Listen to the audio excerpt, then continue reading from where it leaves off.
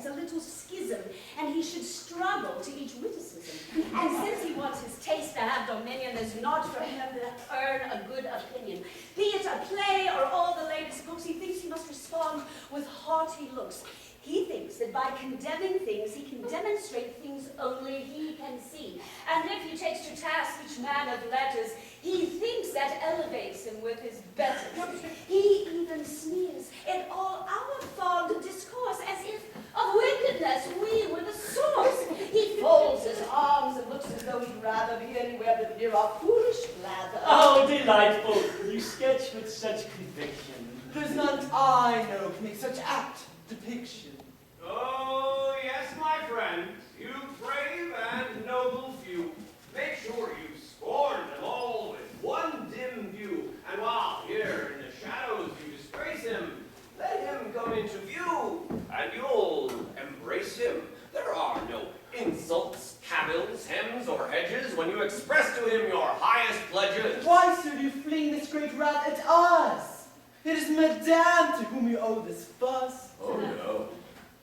She doesn't match your guilt by half. She simply plays to your applause and laugh. The more you feed her with this attitude, the more her talk takes greater latitude. If you did not reward such bad behavior, she might no longer stoop to earn such favor. It's flatterers like you who pay the price to nourish wicked gossiping and vice. Why so upset? The girl only derides those whom you yourself have so decried. Of course he has to take the other side. He has to be the only one who's snide. He cannot take the road where there's less friction. He has a bent towards total contradiction. However he discovers the wind blows, he'll see to it that he's thoroughly opposed. If he should go along with every joker, someone might get the idea he's mediocre. He is so fond of opposition's laws that he would turn against his dearest heartfelt cause. Tilt against it, never halt or waver, should he find there's another man in favor. The laughers, madam, give to you this round. Proceed, they're eating up each little sound. You must admit, though, her point's quite apt, that you seem to have a irritated trap in league with anyone. Be it praise or blame, you hit your wits against it quite the same. Well, that's because all men are always wrong. And one should never join in with the throng. I always find them ready with the flame of speedy praise or overweening blame. No, madame, I have a great distaste for how these actions make you more abase. And I see all these others at great fault, when in your degradation they exalt. Would you save me, maybe true or not?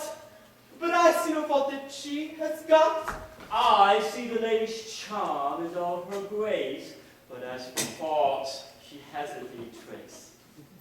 I see them, but instead of being blind, I freely let the girl know of my mind. My love for her is of such strong conviction, I must confront her every dereliction. I not withhold the needed nourishment, while darker side got such encouragement. Were I her, I would banish all who flatter to soil my character with such ill chatter. In short, sir, if we all marched to your drum, the end of all endearments would soon come. And love would find its finest declaration in words of most excessive provocation. From what I've seen, love's judgment's less severe, and love that's true finds more to cheer than spear. A lover sees his love through rosy glasses, and sees in her the paragon of lasses. Each little flaw expresses her perfection, becoming virtue with a new inflection. The pallid lover's a shining lily, the swarthy one's a rugged little filly. The bony girl has a slender grace, while fat one has a most majestic waist. The slattern who's hygienically impaired, for chutzpah will her praises thus be aired. The giant is a goddess, to be sure, while midget's paradise in miniature. The bearing of a princess get the haughty, while dull one's kind and wicked one is naughty. The chatterbox is lively and expressive, while mute one shows reserve that is impressive. In this way lovers find how to be proud, however their true love might be endowed. And yet I I think this thing's tapped out. Why don't we take a walk about? You're not going. No, not at all. The thought of their departure brings a pall. Stay on. I think that I'll be staying too. In fact, I won't depart till after you.